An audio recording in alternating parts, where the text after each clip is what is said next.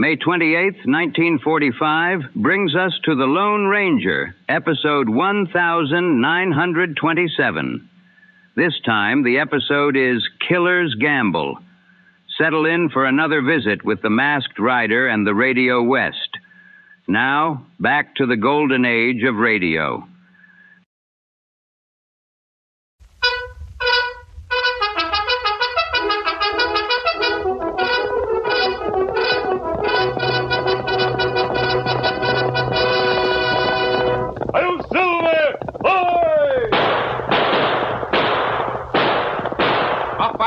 With the speed of light, a cloud of dust, and a hearty Hi-Yo Silver, the Lone Ranger.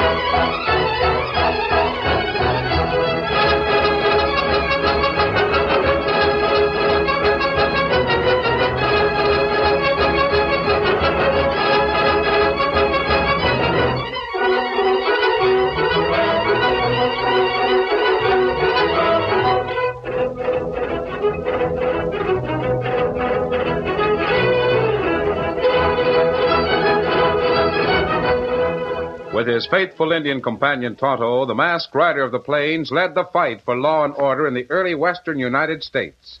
The stories of his strength and courage, his daring and resourcefulness have come down to us through the generations.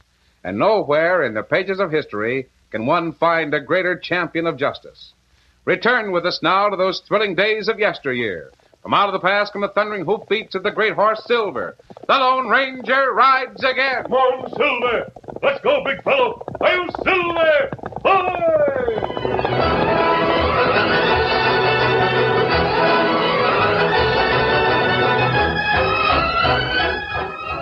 It was nearly sundown. The setting sun reflected a dozen colors from the painted cliffs. And in the distance, the approaching horseman noted with some appreciation the beauty that surrounded him. His eyes, however, searched constantly along both sides of the rocky trail, in the habit of a man accustomed to meeting danger in unexpected places. And yet, his keen vision missed the sudden death that waited for him high up in the rocks. The man who lay there in ambush slowly steadied the stock of his rifle against his cheek and took careful aim as the horseman came up the trail. Slowly, the rifleman's finger tightened on the trigger, and then a voice sounded directly behind him. Don't pull that trigger, mister. What the? Steady. There's any shooting to be done here. You're not going to do it. That mask. The mask is my business. Drop that rifle and clear out, all right? No, wait. I got my horse tied back in the brush. I'll go. Then make it fast, killer. Don't stop to think about it. Sure, you bet. Steady, fella. Hip there!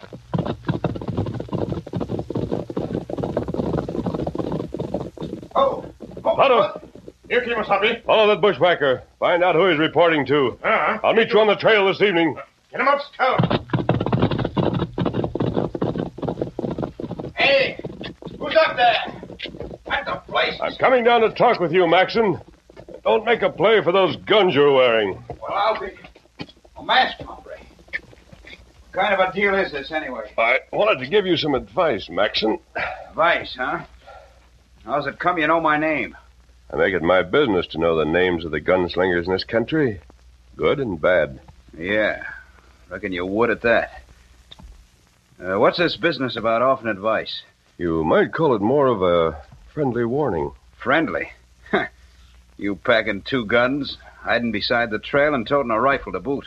This rifle came mighty close to putting you out of commission for keeps, my friend. What do you mean? I took it away from a man who was waiting in ambush up there.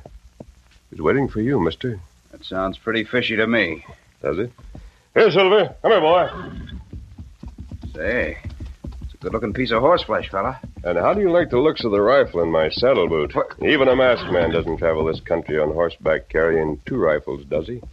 And you was telling the truth about some fella laying for me. Yes. But what in the name of blazes did you let the varmint go for? Why didn't you hang on to him? Why didn't you... I had my own reasons for that. And this warning you mentioned... Just this, Maxon. Stay out of Monroe. If you want to stay healthy.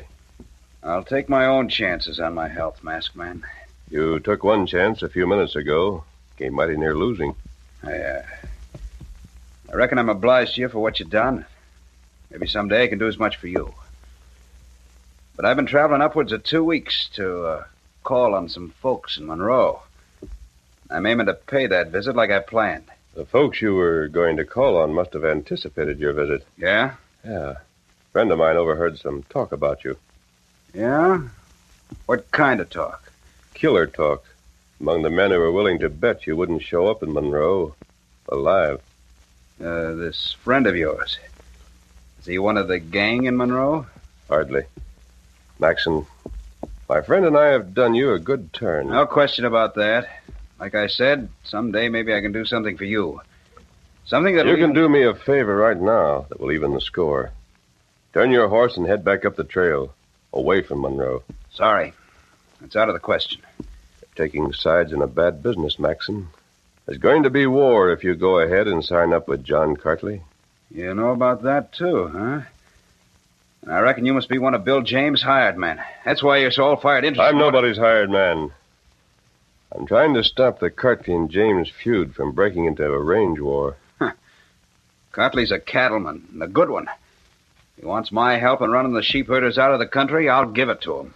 Now listen, my friend. This is an open range, government range. There's no law that states whether a man shall raise cattle or sheep or horses. You understand? You're wrong there, amigo. There's one law. I reckon it's on Cartley's side, too. Talking about 6-gun law. Yeah, for the last time. Will you turn back? No, I'm riding into Monroe. And out to Box J to join up with John Cartley. All right. Here. Give this to Mr. Cartley when you see him, will you? What? And tell him to be sure of what he's doing before he starts any trouble. Tell him he'd better be very sure. But... this all you want me to give him? This bullet? Adios, Maxon. I'll see you again. Steady, big fella. Come on, Silver.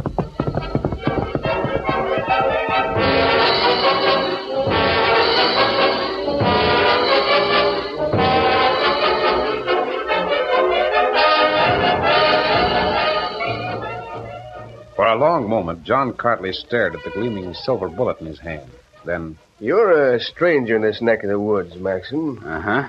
But even where you come from, there's men who know what a silver bullet means. A silver Here, let me see that thing again. It's silver, all right.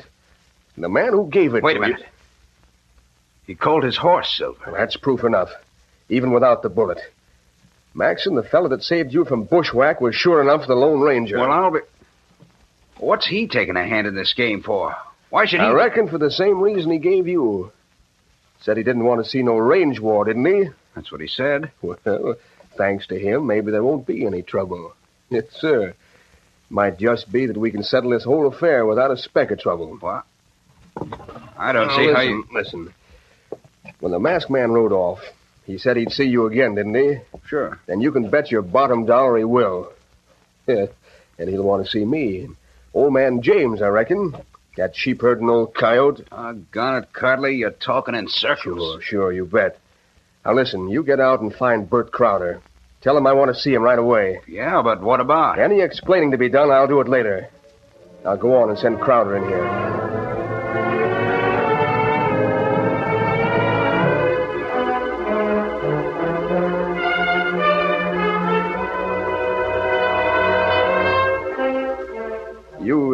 You've been top hand around here for quite a spell, Crowder. Yeah, sure. Maybe I should say top gun hand. You afraid of your job? Huh? Oh, why, no, of course not. Why should And I how be... come you tried to ambush Jeff Maxon on the trail today? What? Say, what kind of loco There was talk only are you? one man in the country besides myself knew that Maxon was headed this way.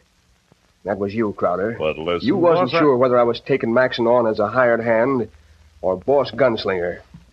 So you figured not to take chances on losing your job, eh? Now listen here, Mr. Cartley. You know blame well I I wouldn't... know that the man who saved Maxon's life wore a black mask and rode a white horse named Silver. Yeah?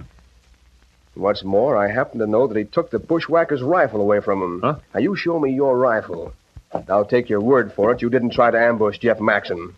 I lost my rifle 2 or 3 days ago. I forget just where. All right. You lost it. You forget where. Remember this, fella. If Jeff Maxon ever finds out who tried to cut down on him from ambush, well, I reckon Maxon is a heap faster with a 6-gun than you are. Yeah, I guess he is. Well, he won't find out unless I tell him. And I won't. Now, I got a job for you to do. You mean tonight? Of course I mean tonight, right now. Don't you usually earn your money around here at night? What? Go on, get saddled up and come back. Hurry up. Sure. Right away, boys.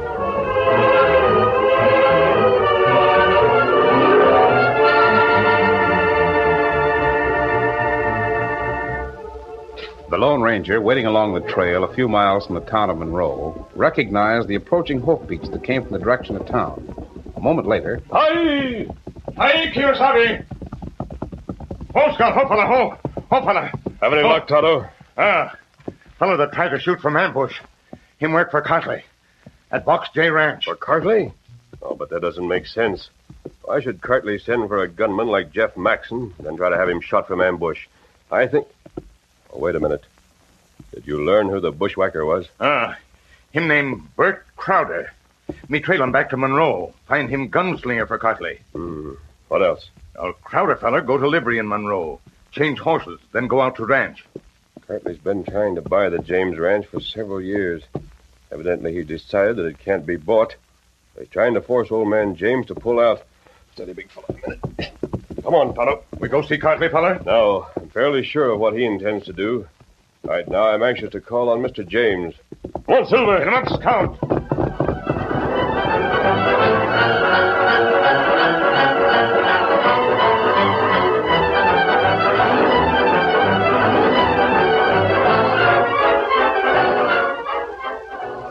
Old Bill James had been talking to the half-dozen men gathered in the ranch house for nearly a half hour. The men were uncomfortable, and Old Bill didn't like what he had to tell them. So, you fellas better suit your own selves. I ain't asking nary one of you to stay with me. Can't afford to pay nothing but regular wages. Well, that's all right. Now, hold on a minute. When a man has to dodge bullets for a living, he ought to get paid accordingly. Near as I can understand, every last man on John Cotley's place is drawing fighting wages. I reckon they're just raring to start trouble. That's all right. I left him outside to keep watch while we was talking. Come on.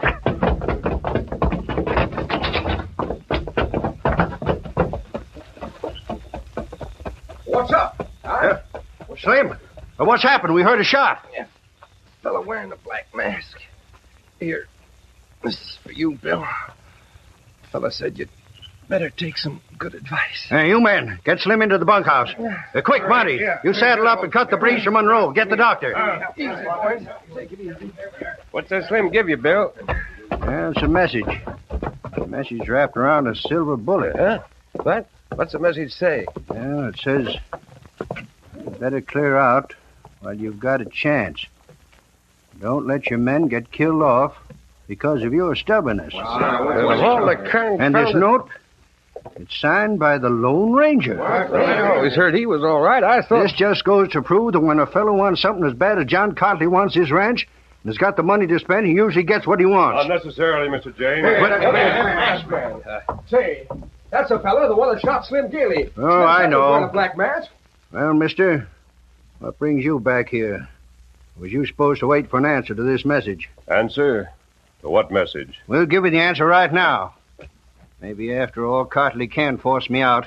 But before I go, I'm going to have the satisfaction of settling with you for shooting Slim. Get him, boys. Oh, wait. I don't understand Then what we'll explain, Mr. Lone Ranger. Same way you explain things to Slim. All right. Take his guns. And then we'll yank that mask off his face.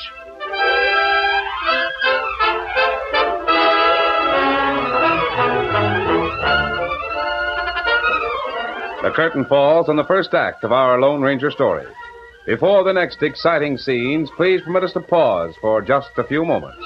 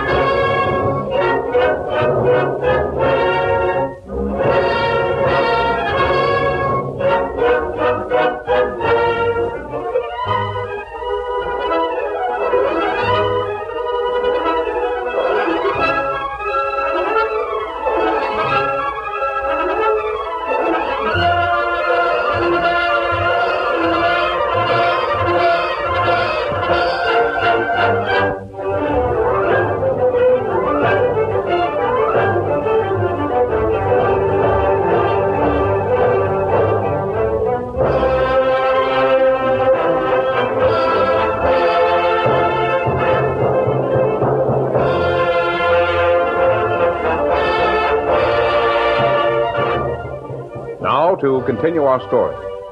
At the Box J Ranch, John Cartley laughed heartily as he spoke to several of his hired gunmen, including the new man, Jeff Maxson. I hate to say it, boys, but it looks like you're not even going to have a chance to earn your wages. Don't you worry. You'll get paid all right, as far as that goes. Only, the way things have worked out, I wouldn't be surprised if old man James comes trotting over here in the morning, eager and anxious to sell out at any price.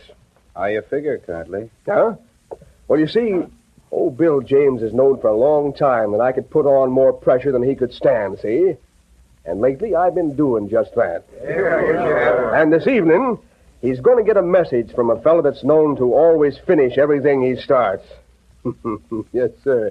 He's going to get a message from the Lone Ranger. Yes, a real, genuine message wrapped around a genuine silver bullet. And that message tells him he'd better clear out if he knows what's good for him. Hold up there. How come you know all this, huh? You might not know it, but you're working for a smart man, Maxon. I know it because I sent him the message. Sure. I even used the same silver bullet the masked man gave you to give me. Why? Hey, what's come over you, Maxon? Cartley, I've run across a heap of rats and coyotes and rattlesnakes in my time. But any one of them would look lily white alongside of you. Why, you... I ought to gun you down like a dog. But you won't. You won't, Mr. Cartley. Because you ain't man enough to try it. What? Where do you think you're going? None of your business, mister. But I'll be back.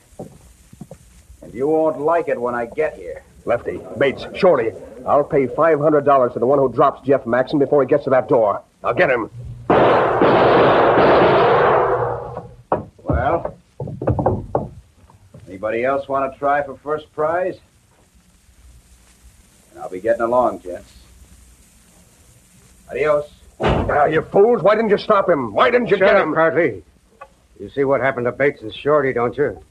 They tried to stop him, didn't they? Yeah.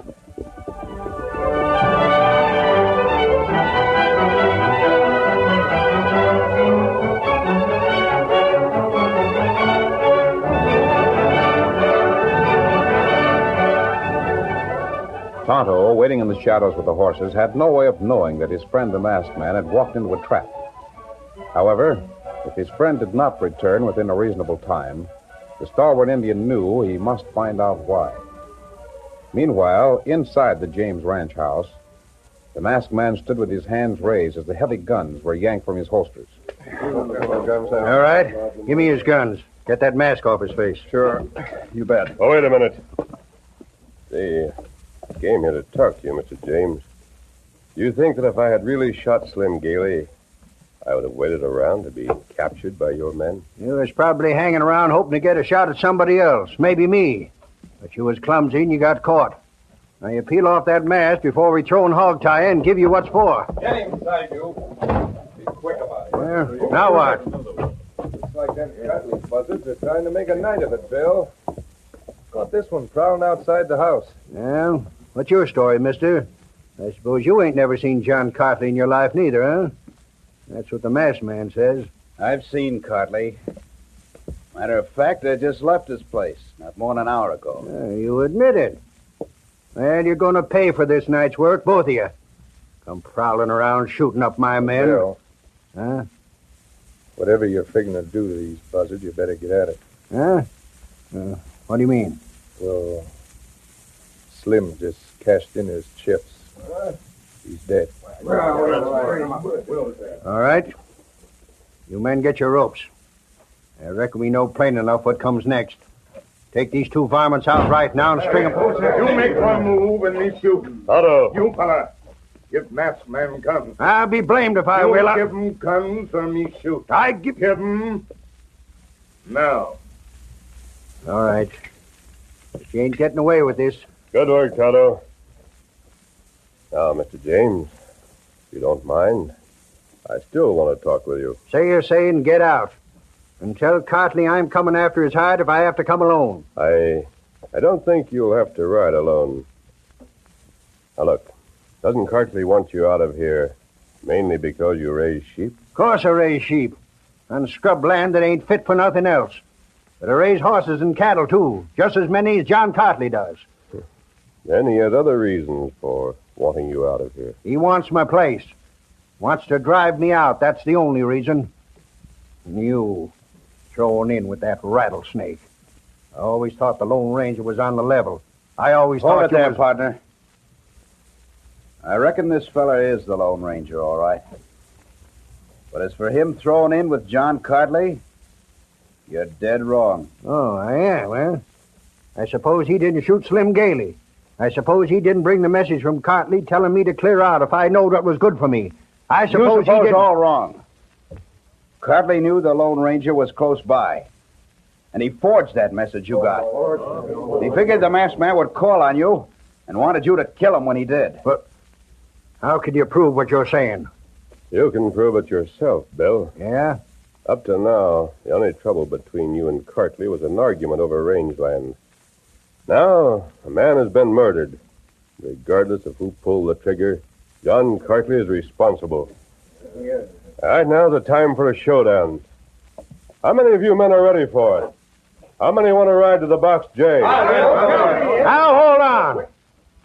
How do we know this ain't all a trap? You don't know, Mr. James. Maybe Cartley and his whole gun crew is waiting for us to show up. Maybe. That's a chance you'll have to take. I ain't hankering to see no more of my men get killed off. Cartley's responsible for the killing of one of your men already. That means the beginning of an open range war. He won't stop until he's driven from the valley. So what am I supposed to do about it? Carry the fight to him before he has a chance to kill off your men from ambush. That's a good idea, sure. Let Maxon and Tonto and me go first. You and your men follow in about 5 minutes. What's the point in that?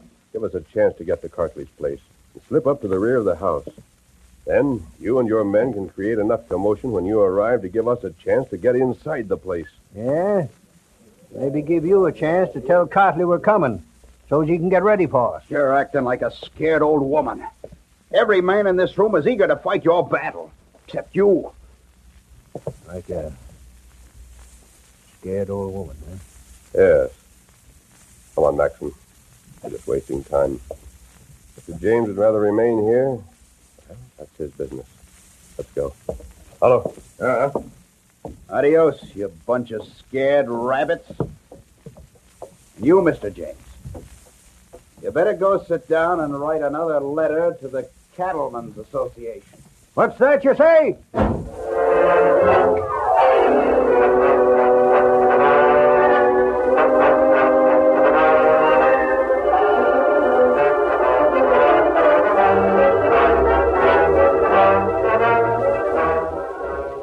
Leaving their horses a safe distance away from the Box J, the ranger, Tonto, and Jeff Maxon crawled slowly through the darkness to the rear of the Cartley ranch house. Suddenly, the Indian stopped and whispered. Kimasabi, What is it, Tonto? sentries walk round house. Look. Yeah. And Cartley's taking no chances. There's a dozen gunslingers in that house. We haven't got a chance to take them. No. Not unless Bill James and his men show up. James. Huh. That old woman. He'd rather let someone else do his fighting for her. Wait. Be quiet now. Yeah, let's try to get a little closer. Just in case James and his men do show up. Let's be ready to make a dash for the rear of the house. Too bad the old codger didn't trust none of us enough to come. Wait. Wait. Listen. What is it? I don't hear nothing. Quiet. Tonto does. Wait a moment. I hear it. Horses. Bill James' men. Right. Come on. There'll be plenty of excitement in that house in a minute.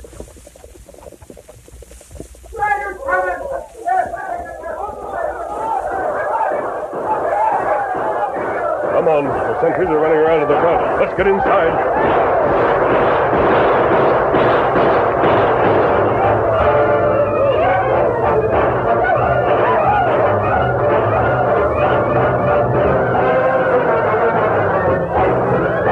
Inside the big ranch house, John Cartley and his hired gunmen were huddled by the front windows, trying vainly to shoot successfully at the horsemen racing past the house. Yeah, that's Bill James and his bunch, all right. What the blazes are they trying to do? Racing back and forth like wild Indians. They're not even hitting the building. Well, if you ask me, that Jeff Maxon fella must have rode over there and told him what he knew. Yeah. Well, someday I'm going to meet up again with that Maxon. When I do, I told you I'd be back, Cartley. Here I am. Hey, Max, hold it. Coyotes! Hello. Tell Bill James and his men to come in here. You can't get away with this. I'll have the law on you, all of you. You've got the law on you right now, mister. What's that? One of Bill James' men was shot and killed tonight, Cartley, by a man on your payroll. You'll have a fine time proving it. I can prove it all right, because he's the same man who tried to ambush Jeff Maxon this morning. There he is, Bert Crowder. Better hold fast, Crowder. I'd sure like to put a slug in you. I'll take this to the law. You can't raid my You won't place. have to take it to the law. The law is right here in the person of Jeff Maxon, the man you thought you were hiring for another gunslinger. All right, come on, Tonto. What's that about this Maxon being a lawman? I got a letter from Cartley offering me a job at pretty fancy wages, just so as I'd be sure to fetch along my 6 guns.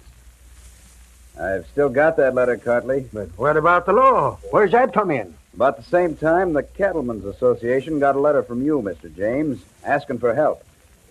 They offered me the job, and I took it. But all the time you was a range detective from the association. Yep. But I'd have been a dead one the minute I rode into the valley, if it hadn't been for the Lone Ranger.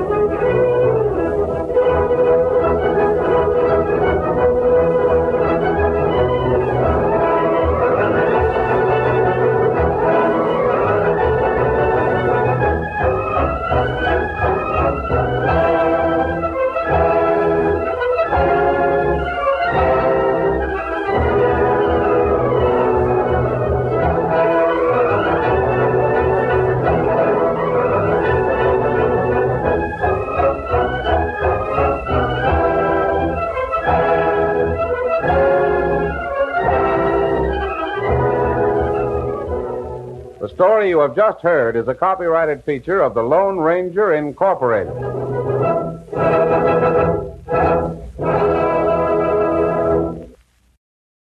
We leave leave the Lone Ranger with Killer's Gamble. This is Victor Sterling. Until next time, good night. Follow the Lone Ranger for more classic Western broadcasts.